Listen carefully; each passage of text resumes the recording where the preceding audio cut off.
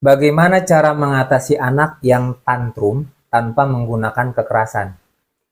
Biasanya anak akan melakukan tantrumnya itu di ruang-ruang publik ketika banyak orang yang melihat dirinya.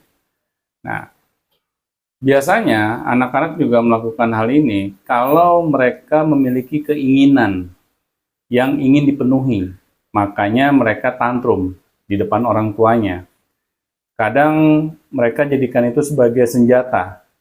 Karena kalau orang tuanya sampai melihat anaknya berbuat seperti itu, akhirnya orang tua kalah dan memenuhi permintaan si anak, maka anak akan terus-terusan menjadi anak yang tantrum kalau permintaannya itu tidak dipenuhi oleh orang tuanya.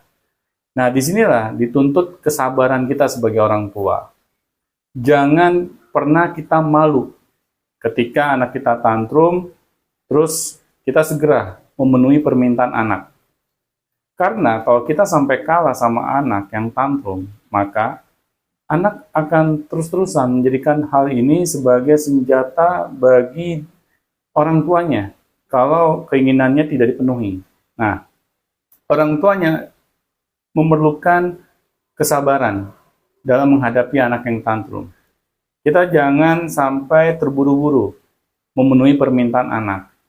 Biarkan anak itu misalnya teriak-teriak atau loncat-loncat, karena anak pengen orang tuanya menjadi malu akibat perilakunya.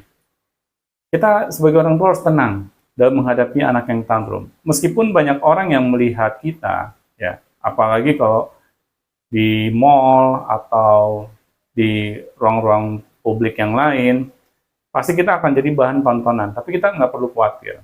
Kita hanya perlu bersabar dan tenang sampai anak kita capek sendiri. Mungkin itu saja. Terima kasih.